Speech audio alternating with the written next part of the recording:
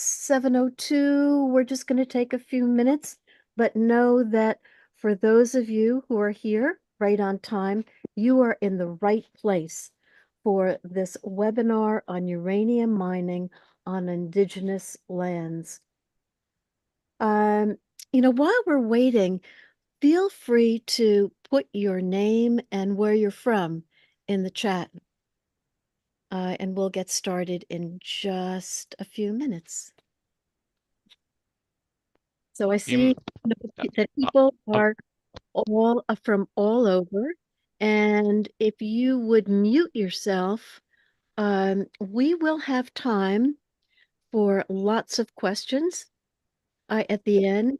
If you have questions for our wonderful moderator, Hartman Dietz, and for our great speaker, Leona Morgan. yeah, I do. And Yeah, then wonderful. Oh, wonderful. even an idea that can actually help. Lovely. So good. Well, you know what? If you have an idea, please put it in the chat. If you have a question for our speaker or moderator, please put that in the chat. And, it would really help if you put like the word question right in front of it so we know to really focus on that. Also, if you have a question, you can go to let's see, on my computer, it's React, but whatever it is on your computer, it's the raise hand button. And so you can raise your hand. Um, and we'll alternate between people putting their hand raised in virtual hand raised and those people who have questions in the chat. Uh, so let's see. Oh, 7:05. So it's time again to welcome you all on this webinar on uranium mining on Indigenous lands. And again, while we are waiting for more people to come in, please put your name and where you're from in the chat. I think you can go ahead, Susan. Yeah, but since that there are lots of people from all over around. Um, Just a word, we're going to hear from our moderator. We'll then hear from Leona Morgan. And Leona Morgan, if you remember, she was our excellent speaker from the Oppenheimer program that we had. She had such important information to share with us. Uh, we want her back and we want to hear more from her. Um, There'll be time again for questions, and then we have an action item towards the end. So please stay. Please stay on. I want to tell you a bit about our moderator, Hartman Dietz. He's from the Mashpee Wampanoag tribe, and he's been active in environmental and cultural stewardship over 20 years. This stewardship is based on a spiritual foundation in his native traditions that value the earth as a living being. Hartman is also returning to his work with the Wampanoag Language Reclamation Program as a student and teacher. Hartman is a traditional artist as well as a singer and dancer. Having shown his art in galleries and performed for audiences from coast to coast across the U.S., he is currently engaged in advocacy work for the Charles River Watershed Association, advocating for the health and restoration of the Charles River and other campaigns around Native rights to access waterways. We are so pleased to have you here, Hartman. Thank you, Susan, and thanks MAPPA for having this event and invite me to share with y'all. It's a really important issue. It's an issue that impacts Native people far more than other folks because uranium mining is something that's primarily done on Native lands, and that's the fact of the matter. It's something that is one of these primary examples of environmental racism where communities that are, of other people are not expected to bear the burden in the same kind of way as as many Native people and poor people and people of color. And the fact that the federal government had jurisdictional authority over Native lands through the reservation system or the prisoner of war system, truly, because that's what the first reservation standing is prisoner of war camps. Uh, the Department of the Interior comes under the Department of War, and the Bureau of Indian Affairs come under the Department of Interior.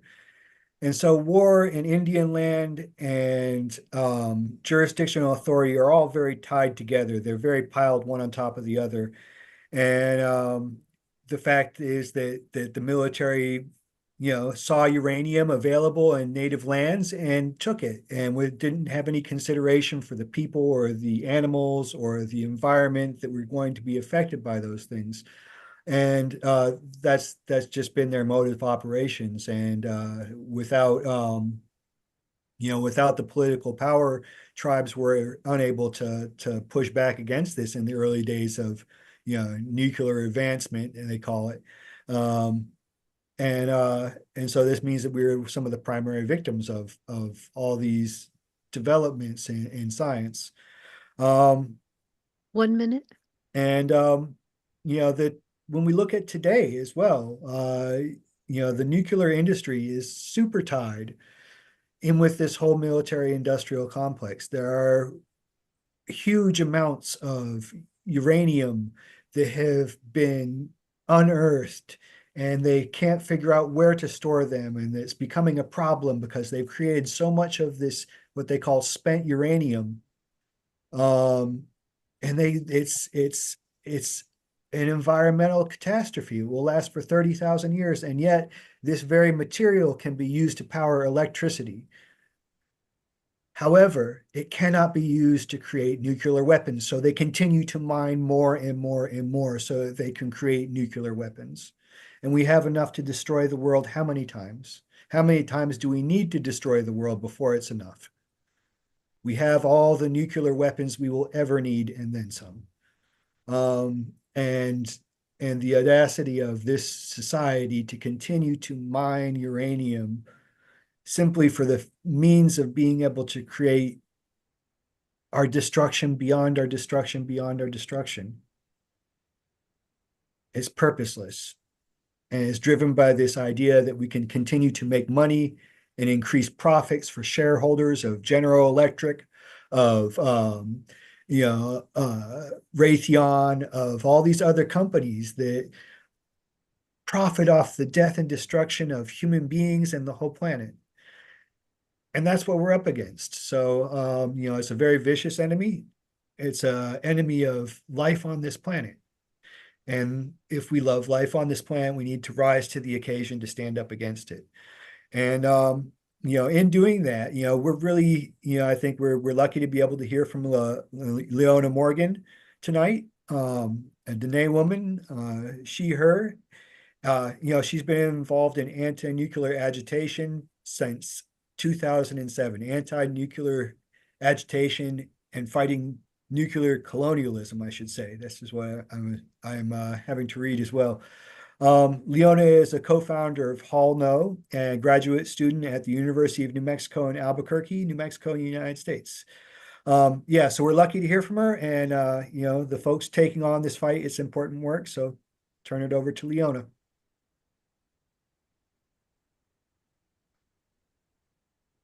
Hi, good evening. Thank you, Hartman. Thanks to Craig and Cole and all the organizers. Really appreciate having the chance to speak to everyone again. I think if you have questions, you can start to put things in the chat. I hope my volume is okay. There's some loud noises here, so I apologize for the background noise. I'll just start by introducing myself, and then I have a short, well, it's probably the same slide presentation, but I'll give some updates. Some of you have probably seen these slides. These are from Hall No that I'll present tonight. And then I'll try to, have enough time to answer the questions. So, thank you. She Twitch eating in Schlitz and obviously Bashish Chinki Ani Dashiche Tohugini Dashanala. I am from I grew up on the reservation, so I'm actually not on the Navajo Nation right now. I live in Albuquerque, and I've been in Albuquerque for a long time. So I'm in school right now, and I just want to acknowledge that there's a lot of people who live in contaminated places. I want to just center that I I was recently at an impacted community last week, or just recently out on the res. I'll show you on the map. And so there's a lot of people that grew up and actually live in contaminated places. They're downwind from uranium sites. We talk about downwinders from nuclear test sites, so like weapons and things like that. But we're also downwind from various uranium mine sites. And so for myself, I like to just highlight I do this work kind of looking at the whole Navajo Nation, and then also New Mexico as a state, the whole state. But I am based in Albuquerque, which is not on the Navajo Nation, and I just want to highlight all of the frontline communities.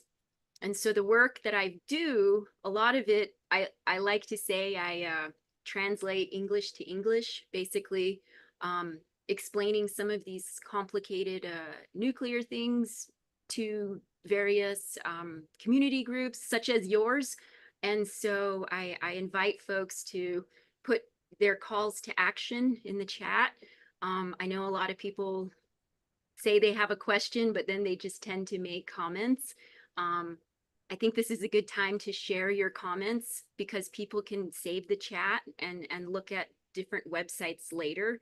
So I know there's a lot of people here. I just want to thank you for your time. I know we only have 45 minutes. And so again, I don't live in a contaminated area. I didn't grow up in a contaminated area. And so I just want to be really sensitive to people who are living every day in these places. Okay, so I'm going to share my screen. And yeah, feel free to put questions in the chat and then we'll take them afterwards as well. Sometimes I share my screen and then things get moved around. So I apologize. Bear with me here a second. Looks good. Okay, great. Thanks for that.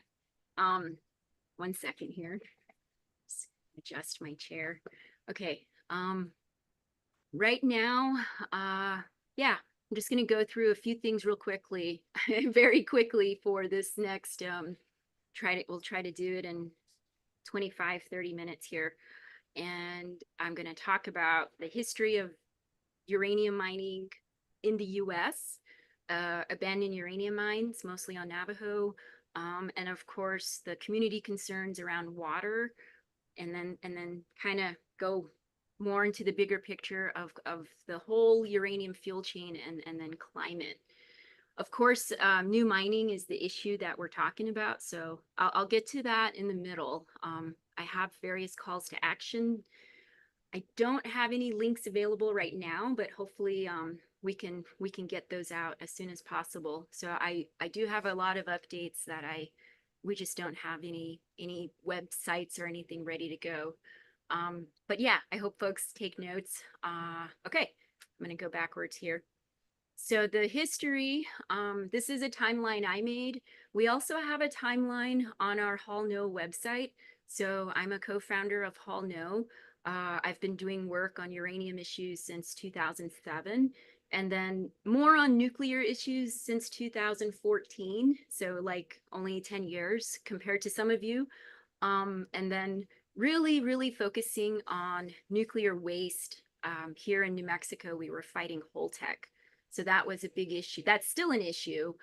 So that was a lot of time I spent recently.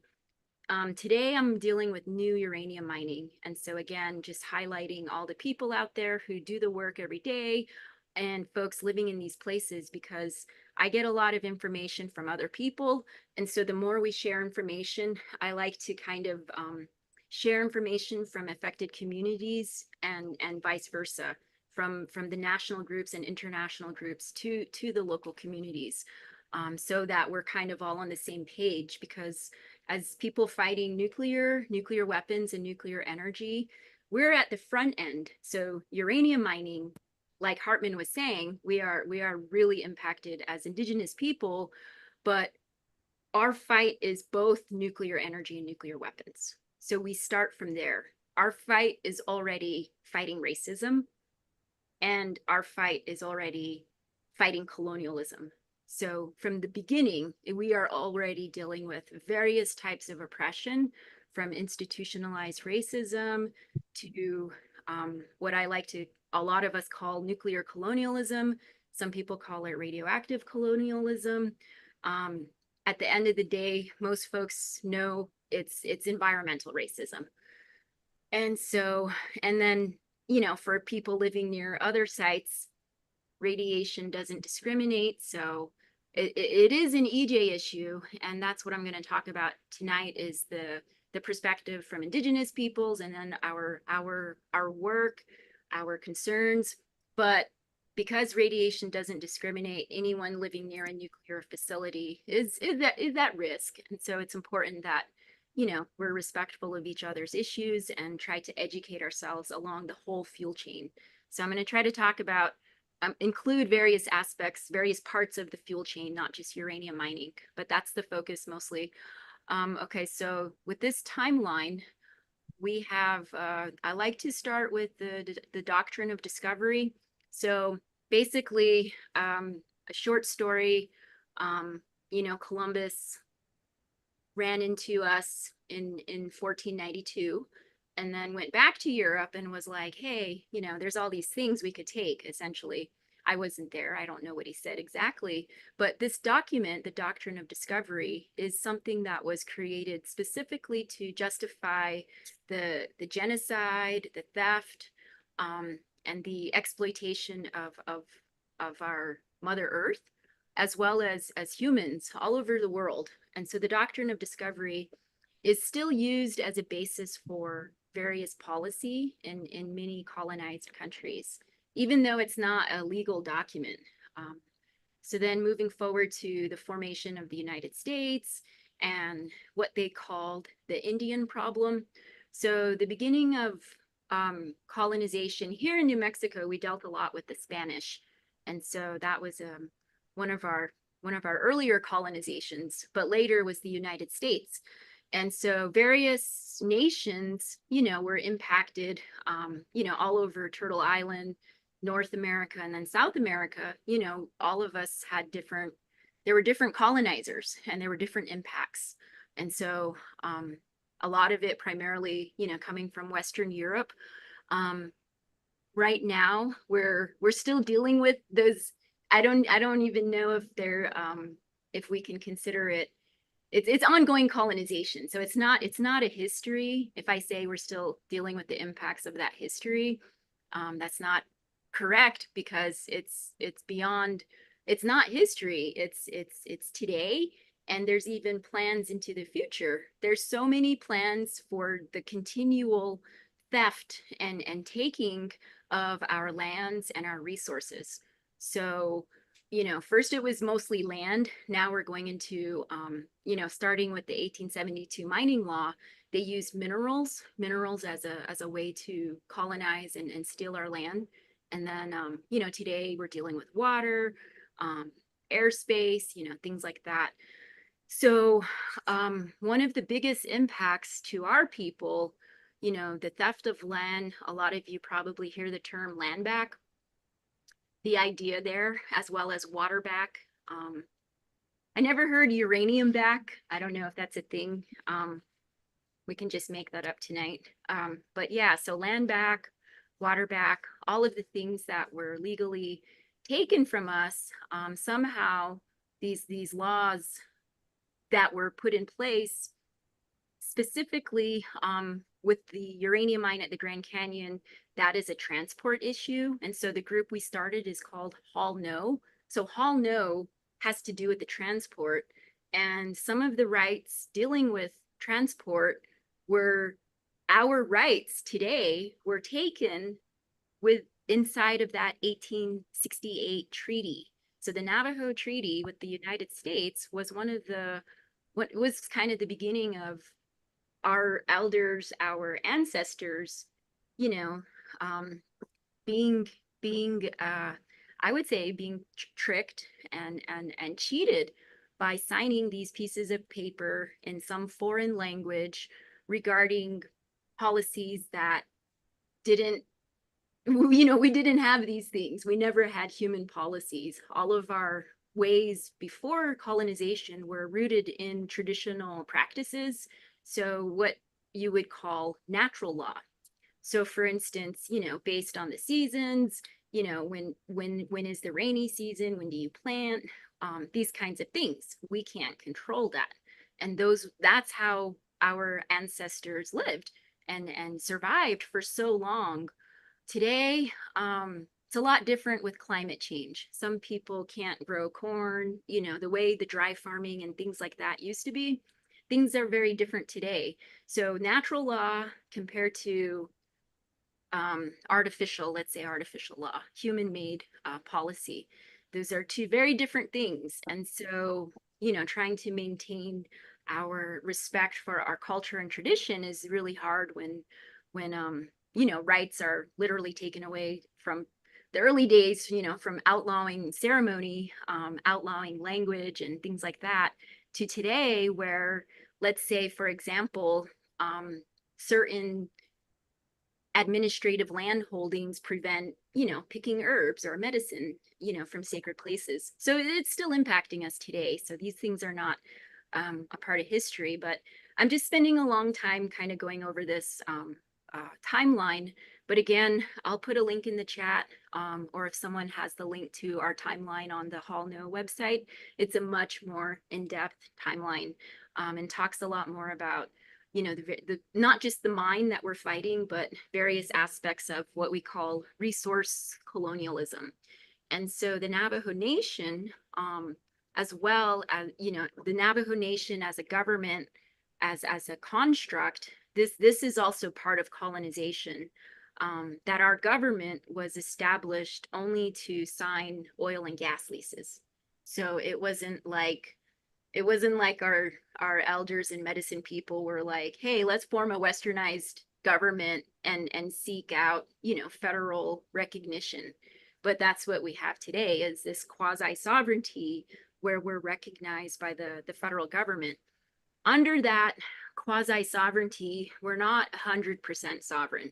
So as we'll get into later with the Hall No updates, yeah, we can make laws. Our nations can make laws, but the United States, and sometimes the states will somehow be above our law, and then they can at any time just not respect our law as well. So that's another whole aspect to it, is having government to government relationships. So yeah, going down into the timeline, just talking about the justification of all of these things, starting with the doctrine of discovery, and then how things became more systematic. The 1872 mining law, this is one of the hardest things for us to challenge. It applies to various minerals. It's really the basis of many fights across the country, especially Indigenous fights. Just last week, the Apache Stronghold were filing their petition to the Supreme Court in DC. They walked all the way across. Well, they journeyed across the country to do this, and their fight is a copper fight. So Resolution Copper is owned by Rio Tinto, Australian company. So we have all these foreign companies using this mining law that was created to steal our land, still doing just that, stealing resources. In the sense of 1872, we Indigenous people, you know, a lot of even some nations have passed resolutions against this law, asking for it to be repealed, you know, taken away. And it's very difficult. Some NGOs, non-native lawyer groups, let's say, for example, Earthworks is one of them. A lot of nonprofits and others have worked on this mining law for a long time, um, and it hasn't changed. And I'm just gonna say some of the issues we have, because just like nuclear, there's a lot of people who fight the energy, but they're not fighting weapons. And then we have a lot of people fighting weapons who may not know anything about, we'll say, high level radioactive waste or uranium mining. So a lot of our fights are divided. Um, and the same thing here is, you know, with the mining law, there's a lot of issues with that, and today we're dealing with foreign companies using this law to continue taking our resources. So if anyone has any questions about that, I guess what I understand is if we were ever to get Congress to open it up, the conservation groups, the argument there is because the mining law, it's a system of setting up claims. So you would stake a claim in the ground, and these claims are just kind of plots of land. And if you can prove that you can successfully extract various types of minerals, including gold, silver, copper, vanadium, molybdenum, and of course uranium, then you can start to mine and take ownership of the land. So that law basically required a fee. So whoever was doing this mining would have to pay, it's less than $10 a year, you know, $1872. Today, unchanged. So conservation groups, their reason for changing this law is for what they call some groups responsible mining, and this is directly against what Indigenous people want. We don't want any mining, but responsible mining assumes that mining can be done safely, and the reality is they're pushing for, the only thing I think Congress would respond to is that this mining law doesn't include royalties. So if they're taking out, you know, how much profit from gold and silver, but they're not paying any royalties to the government at all. I mean, that's outright theft. They're literally getting rich off of our resources. In this sense, when I say our, I'm speaking both as an Indigenous person because these lands were stolen, but 1872 applies to all US public lands. So these are all US public lands. And so all of these things affect all of us because the nuclear industry is highly funded by our government. So anyways, the mining law, folks say if it ever was opened up, because of the mining lobby, that it could possibly become worse than it already is. And so this is a very, very difficult law to fight. And I've never heard the word impossible, but for many, many individuals that have dealt with this and lawyers, very difficult, extremely difficult. You know, these are the words people use when fighting a mining, any kind of mining project that's under 1872. So this is an old law that it's a federal law that needs to change, and it's still there. So I'm just going to cruise through the rest because that was a lot of explanation, and these are some of the impacts, just like the General Dawes Act. I'm sorry, the General Allotment Act, also called the Dawes Act. This is another law that was created a long time ago, but is still really impacting people today. It's literally dividing and conquering communities because of the way it operates in places like in New Mexico, a place we call the checkerboard area. And so basically all of these things, this is focused on Navajo Nation, this timeline, but in the US, in different parts of the world, there were systematic ways that the government was able to get to these resources, and somehow today we need to stop it. And so we need to go back into these histories and figure out, how do we change these laws? How do we, I mean, people talk about a just transition for energy, you know, to stop using certain energies, but we're still fighting under 1872. A lot of those different minerals are covered under 1872. So even though people are trying to go towards something that's cleaner or greener, a lot of things, for example, lithium for batteries, all of that, it still hurts indigenous peoples somewhere. And so unfortunately, my tribe, Navajo Nation, is actually in the middle of a situation where our tribe is mining lithium on the sacred lands of a different tribe. And so we have a fight there where the indigenous people, the Wallapai folks, they're asking for support. Of course, we Diné people, we don't want our government to do that. So when I'm speaking as an individual, as an activist and an indigenous person, we have Navajo laws that we use for our protection, but that doesn't mean that we always agree 100% with our colonial governments. We still have to hold our governments accountable. We constantly have to put them on, put them on alert, educate them, and then, hold them accountable publicly, especially when they're doing things like that. So we'll see what happens with the lithium case, but I'll move forward to the next slides. As you can see in the last bullet point, there's a lot of current issues today that are creating, again, this artificial demand for uranium because the United States stopped purchasing it from Russia. This has created a strain, and what the United States says is it needs it for energy development, but I think a lot of us know it's really a guise for more weapons development. And just to keep in mind, we have these international meetings coming up, the NPT review, the nuclear proliferation treaty, and then also the United Nations Treaty on the prohibition of nuclear weapons. So if there's folks that want to post about that work in the chat, that'd be great.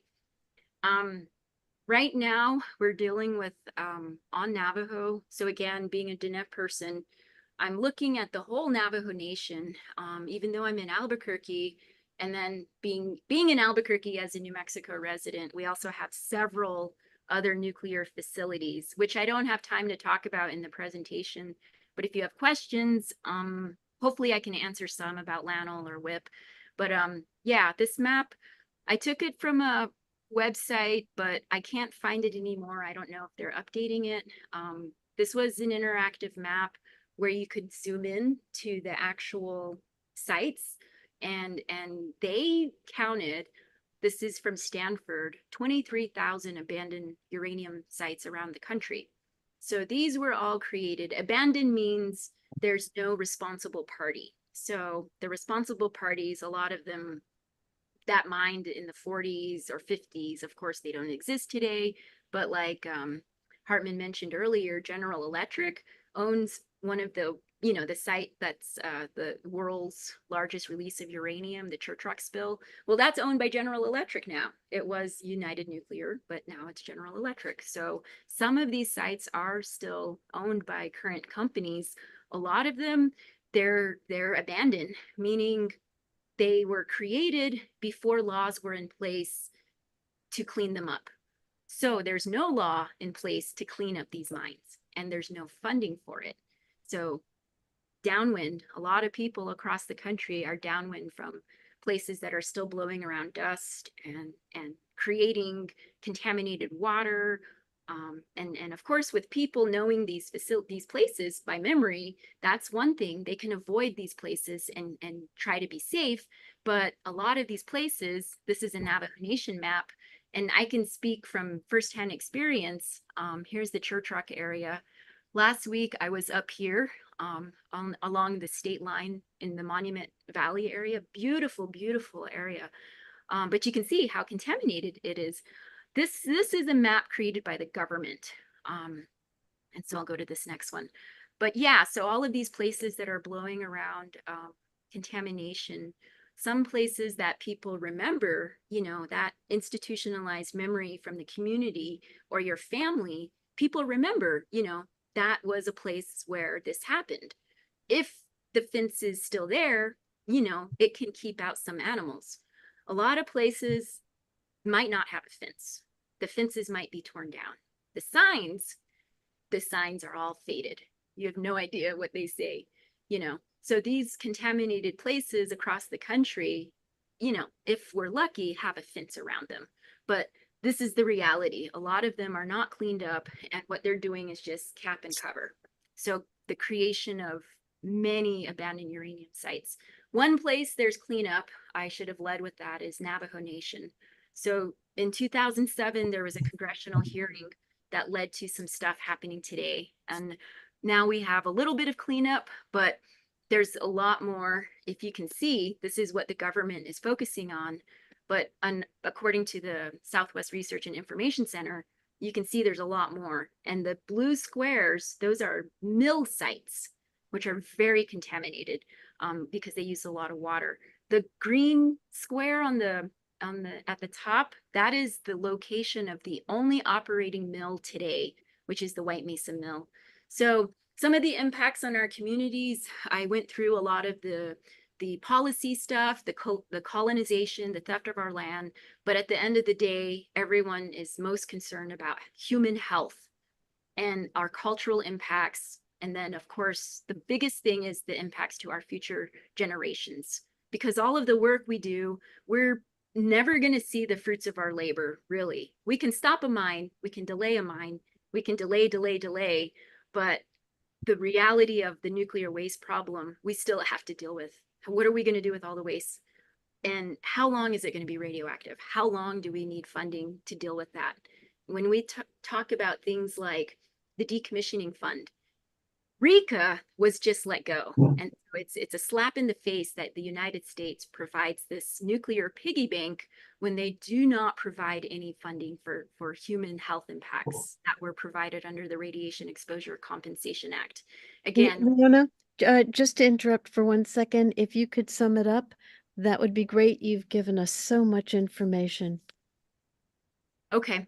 So I know I showed this before, but the main reason why we need to stop developing nuclear energy is because, oops, my alarm. So one of the main things that people think we need nuclear energy for is for climate. And so this idea that nuclear energy is going to save us from the climate crisis is a non-solution. It's a false solution. And many of you already know the reasons, especially folks that live near places like Pilgrim or Indian Point. Just look at Plant Vogel, how long that took to come online. Now they're talking about SMRs, small modular nuclear reactors. And so the reason why they're pushing this idea, and I say they, it could be the International Agency for, you know, the IAEA, or it could be the NRC, it could be the DOE, whatever entity is pushing for this idea is only looking at the carbon footprint of the nuclear power plant. So the whole beginning, the front end, we are not included in the carbon footprint, the transport all over the world. And so just by erasing that from the calculation of the carbon output, you know, so they're claiming nuclear is carbon free or carbon neutral. It's not true because they just don't include everything. And the most important part is all of the waste. And then the most radioactive waste. So that's what we're dealing with. That's why nuclear is not a solution to climate change. But we have to remember the human health impacts. And so what we're seeing in the Southwest is a lot of new uranium mines starting. So we have some that just started two in one company specifically, Energy Fuel, started 2 mines in Utah, one at the Grand Canyon, which we're fighting. And specifically, we're fighting the transport. And Navajo Nation has a law against the transport, but we technically can't stop it because of interstate commerce, United States supremacy, and things like that. But right now, the mine actually started this year. It was licensed in 86, but they finally started after almost 40 years, and then they started transport this summer. But they only made one transport before the Navajo Nation sent the police after the company trucks. So they stopped the transport temporarily through help from the governor. So the governor of Arizona has never responded to us, but did respond to the Navajo Nation. So we have a lot of calls to action. We still want to put pressure on the governor, and we also need to put pressure on more all the federal entities, Biden, Holland, and then the Secretary of Ag, Vilsack. This is the area that I'm talking about. Last year, there was a new national monument that was created. But so the national monument, earlier I explained the 1872 mining law. All those yellow One dots more minute. are claims. One more Okay. minute. All those yellow dots are claims. So all those claims, those are where people are planning to do future mining. They're not uranium mines. So the national monument, it's almost 1 million acres. It's over 900,000 acres in 3 different areas, and it stopped uranium mining forever in all these places. But the mines are grandfathered in. So the actual uranium mines, those ones can still go forward. And this is why the Pinyon Plain uranium mine was allowed to start, even though it's inside of the new national monument. This is because of 1872 mining law. And so this is just an overlap of all the abandoned uranium mines, and you can see how much we've already been impacted. Some of the updates I already gave. But this is the haul route. This is a new map. I've never shown this map before. Leona, we're just about out of time, and we want to have some time for some questions. Do you have something just to sum it up real quick? I am doing that. I have been doing that. Thank Okay. you. Thank you so much. So this map is brand new, and it shows the haul route. And right now, what's going on with the mine, because there's this temporary halt, there is no transport happening, but there's several communities. These are Navajo Nation chapters that have been affected and are trying to address the future transport. And so these are these are the people on the front line. These are frontline community groups that need support. And that can take, that is up to them how that would happen. But the issue right now is that the pause, it could be for 6 months. It's while the tribe and the company are negotiating. So they're supposed to, so the company is supposed to agree to what the tribe wants, but the company already didn't abide by its first agreement, which was to give notification. It was supposed to give a 2-week notification, but it transported on July 30th without giving the notification. So right now, one of the good things, one of the huge small victories right now is what we could use your help on. One of the biggest calls to action and support that we need. The Attorney General of Arizona has requested that the environmental impact statement from 1986 be reviewed and that there be a supplemental EIS, meaning to open this up, look at the old stuff being out of date, look at all of the new, not just the mining, but really focusing on the water, because there's new data, there's new research that was put out. There was a new study this year published by UNM in February. There's going to be a webinar, there's going to be an event on that next month in Flagstaff to go over that whole study.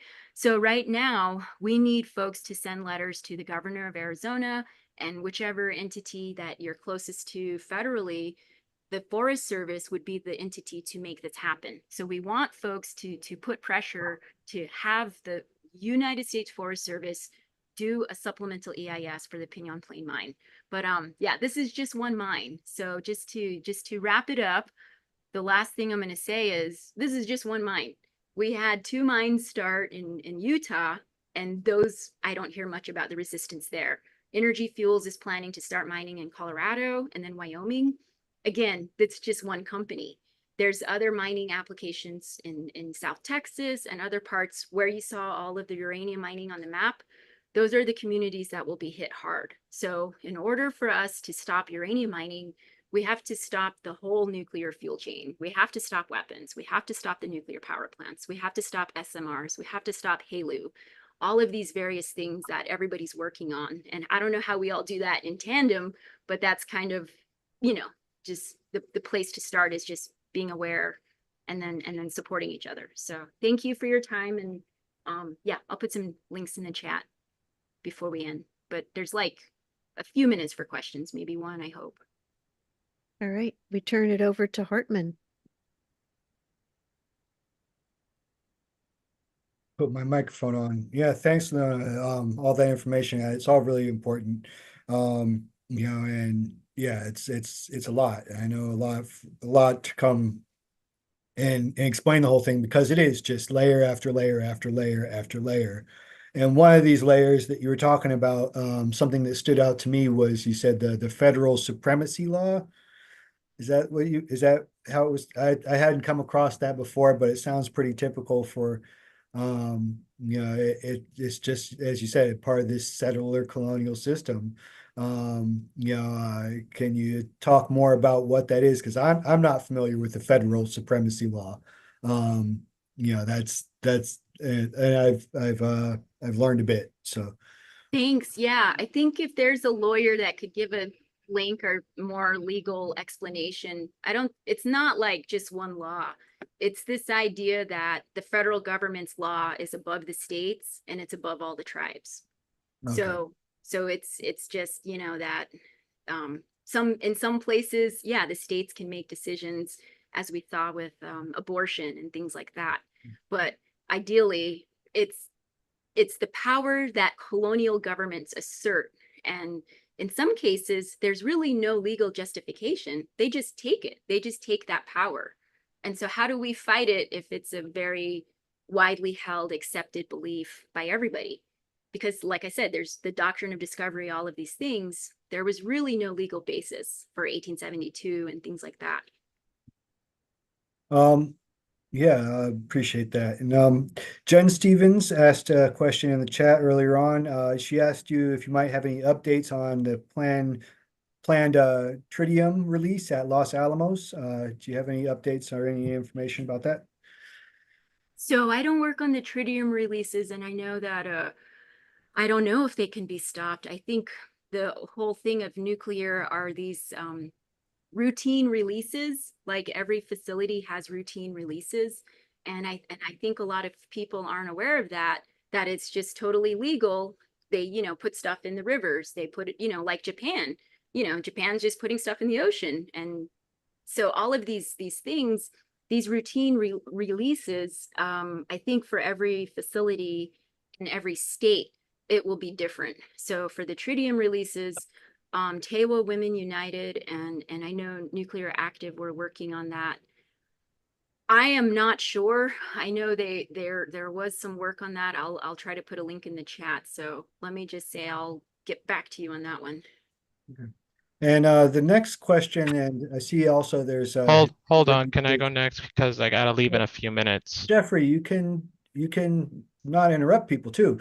As I was saying, the next question in the chat and the person who have their hand up is Jeffrey Barkdole.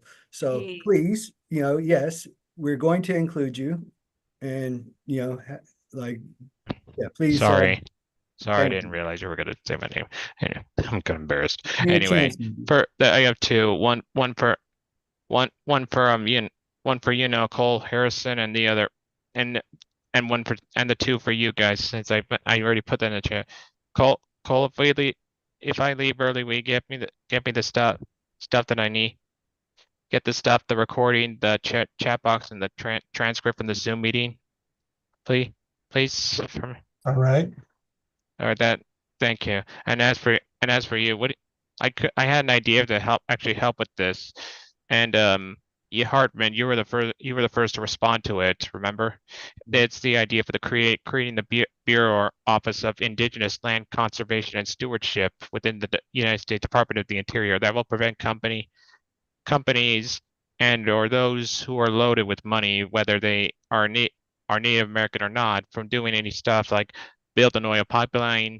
Remember the Dakota Access Pipeline that can mine for uranium or any kind of resource extraction or any kind of resource exploitation on any indigenous land without the natives of that land's permission, which I don't know, because now they'll have to work a deal, because if they go out of if they go back if they go against the deal they make, there will be consequences for the deal for the companies. What do you think? What do you think of the idea? Well, going back to the supremacy stuff, it's like if it's really hard to trust a oppressive government and system and companies. So yeah, I think in New Mexico, we have a lot of tribes. We have a lot of indigenous nations, and it's a lot different the way our people are respected compared to folks, we'll say, in the East Coast, and then compared to First Nations in Canada. So in Canada, they do have a lot more say when it comes to like nuclear waste dumps. So things in the United States, and I think something for this audience and everybody out there, in order to stop tritium releases, in order to stop various things, we have to stop all of the nuclear at all of our sites. And so having, if Indigenous people are at the forefront and that is what they're working on, I think it's really important for folks to get behind the Indigenous nations and to help fight in that way, coming from a more decolonial standpoint. In some places, there are no Indigenous people fighting it, or there's individuals and maybe not the actual nation. Some of our indigenous nations get federal funding, and so it's hard for tribal governments to fight nuclear when they're getting funded by DOE and others. So it's really difficult when it's tribes, because we have the activists, individuals, NGOs, and then there's tribal entities and many different players. So that's a hard one. I would have to think more Well, about it, but thanks well for the question. that's why I'm running for Well, well, president, so I Hey, can fix this. And Jeffrey, I'm just going to interrupt you one I second, I because I see that there are a few more people who have questions, hands held, and then some in the chat. And we are running out of time, and we have an action item and some announcements to make. And I'm just wondering if Leona and Hartman, if you would be willing to go over our 8 o'clock end time, maybe for 10, 15 minutes. How is that for you? Is that possible? Or do you need to leave it at 8? I can do a little bit, not too long, but I might switch to audio only because I need to go to another thing. But I could just do a few more minutes for sure. I can also follow up with others, but I don't mind staying on longer, but I might switch to audio only, just FYI. Okay, Josna, do you see anything in the chat? um, How do I have to, I'm on mute. No, you're not. You're good. I can speak? Okay. I do. Let's see. We've had Jean's question, Jean Stevens. Jeffrey has asked his. I had a question for Leona. And that is, Leona, I wonder if you can talk a little bit more about some of the ways in which the uranium contamination at the abandoned mines and the mill sites is being measured, and exactly how what we know about how people's health is being affected. One thing I had in mind was the Navajo birth cohort study, and I wonder if you can say anything more about that, or other studies that have measured. Yeah, that's a great question. This is probably an area where I'm the least educated as an activist, because I'm not a scientist. We did a project, myself and NEIS and another group, SONS based in Brooklyn, called Radiation Monitoring Project. And so from that experience, the reason we did it is because I don't know of any public very accessible information regarding measurements and doses or exposures. And then myself, I'm also still learning about that. So we started this project where we fundraised and got a bunch of Geiger counters to learn about various areas. That was a citizen science project. Navajo birth cohort study, that's out of UNM. And what they discovered was, today there are newborn babies born on Navajo Nation with levels of uranium in their urine that are comparable to a nuclear worker. So this isn't the baby of a nuclear worker. This is a baby born in any area that's been impacted, especially with people living day to day in elevated levels of radiation. So myself personally, I can't speak to the measurements and things like that that people can access. I think that's the biggest question. It's incredibly difficult to access information if you don't know where to find it. And so I go into communities and the people say, oh, we don't know what's in the water. The government comes and they take water every month, but we don't get the data. And then I spoke to my friend, Dr. Rock, who's a postdoc, and he's like, oh, there's arsenic. I forget all the different stuff, but he said, yeah, they post it. And of course, even me, if I read it, I wouldn't know how to understand it.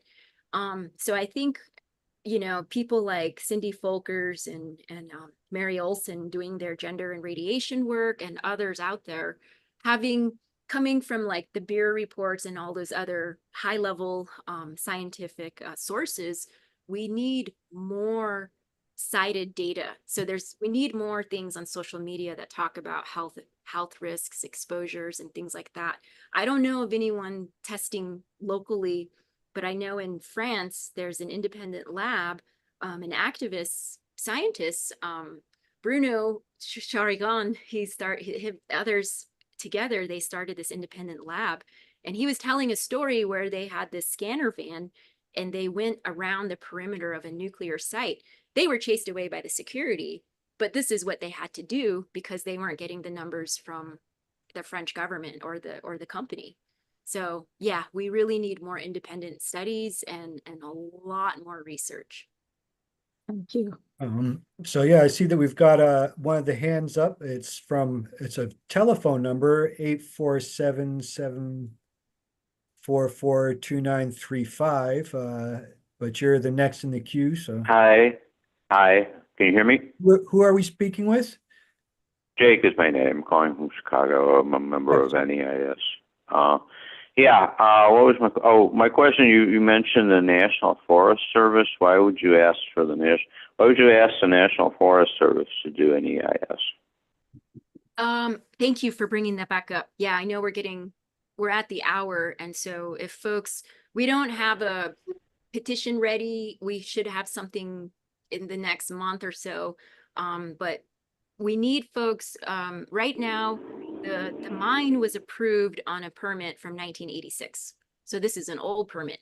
And the Attorney General of Arizona is suggesting that the Forest Service do another EIS to consider new data. And so this is not being done. This is not like required. And so we want people to make it required. We want the Forest Service to do this supplemental EIS. And so we're asking folks, again, I don't have a quick petition or letter. Hopefully we'll send an alert out soon.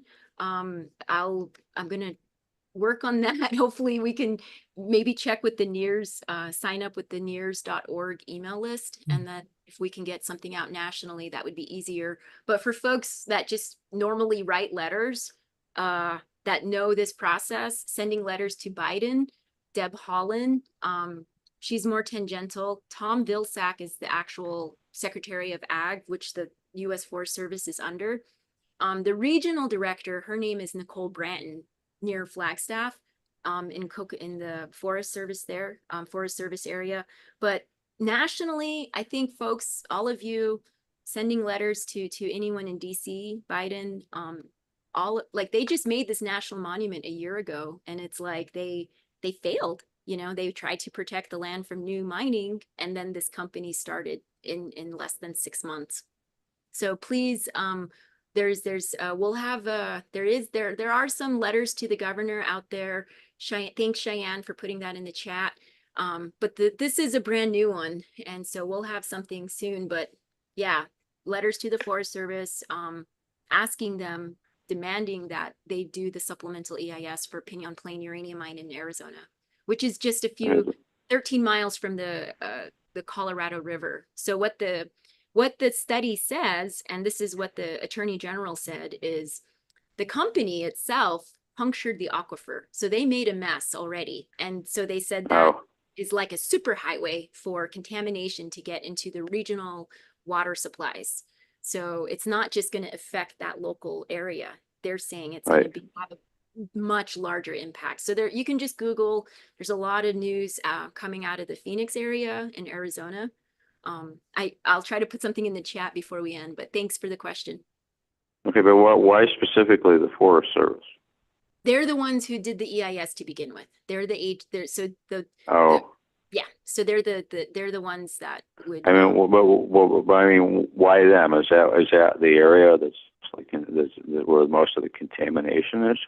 The mine we're fighting is in the Forest Service area. I gotcha. It's in the forest. Okay. So, yeah. I gotcha. Okay. The Coconino All right. Forest. What is it? The Kaibab National Forest in Coconino County in Arizona. Oh, And what's so it called? The Kaibab National Forest. Okay. Okay. And so the targets would be Governor Hobbs of Arizona, because the governor doesn't really agree with the AG.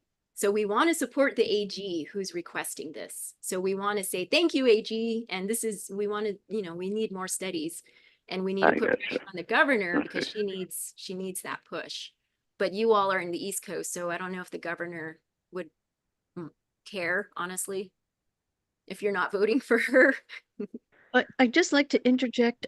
We have another hand raised, Tom Wyatt, but to let you know that we do have an action item that we were going to put in the chat. So do you want to first go to Tom and then we go to action item, and then we have some announcements made. So let's go for it. Yeah, thank you so much. I appreciate it. Tom.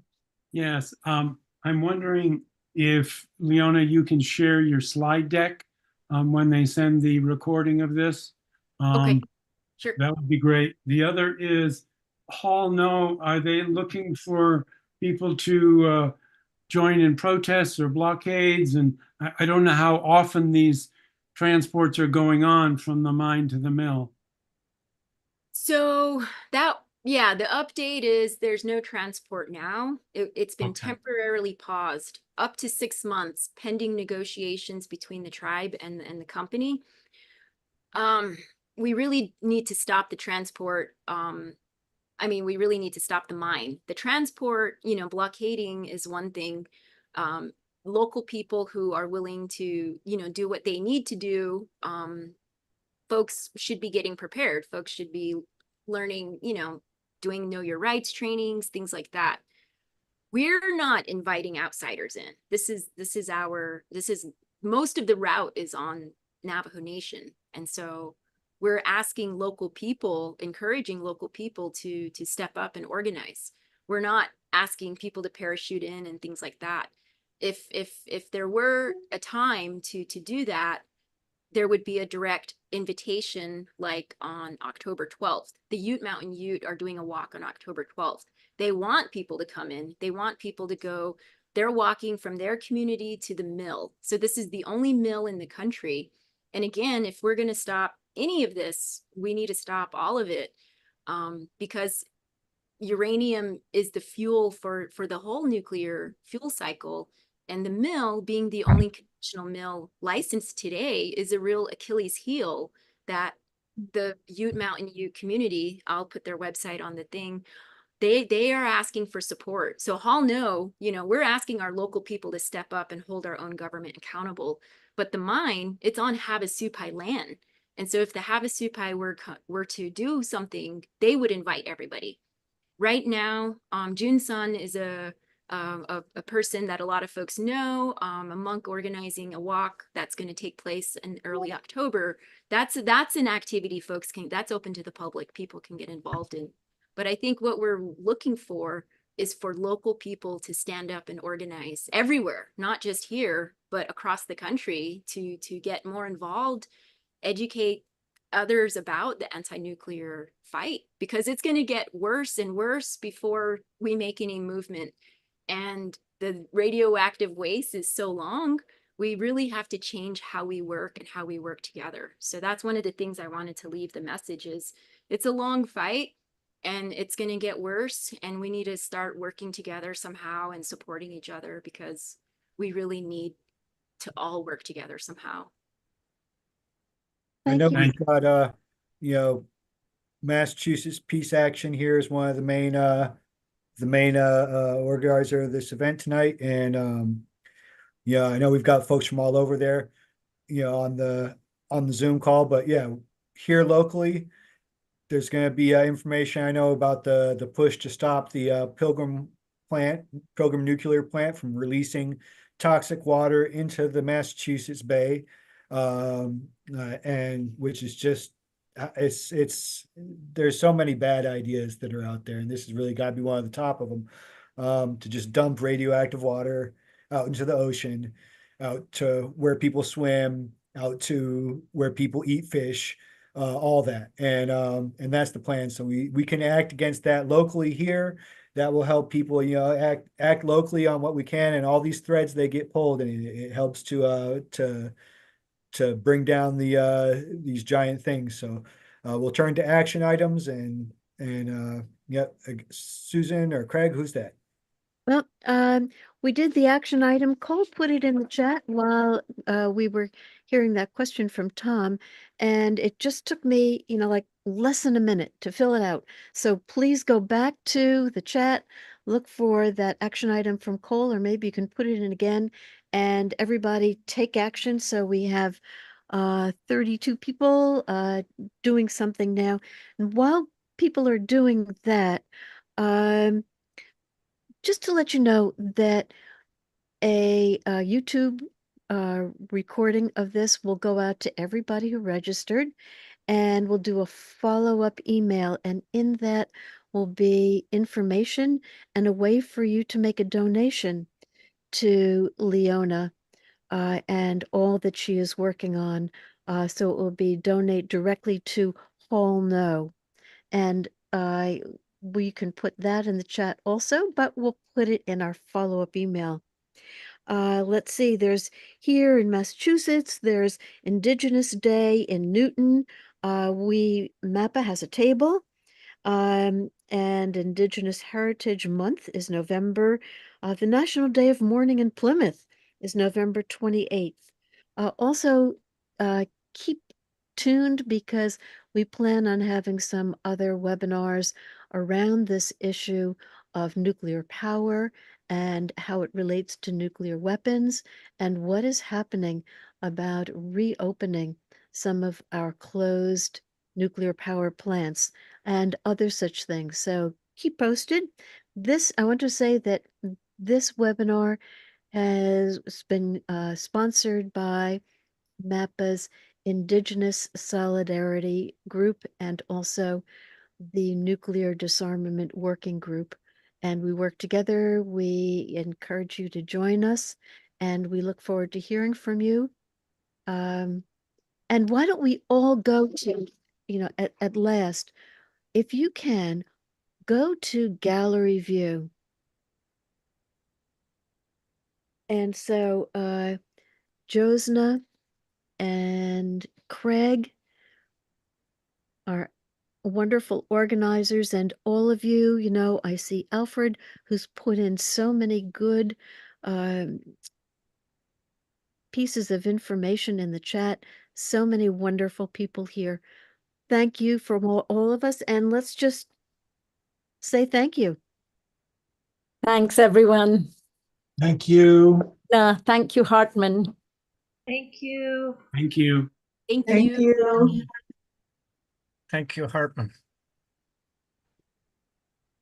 Thanks, everybody. Thanks, Leon, Susan. for coming in and joining us. Thanks, Craig, for putting it all together, and Susan and Cole. Craig. Yeah, good work. Peace and good night. Night.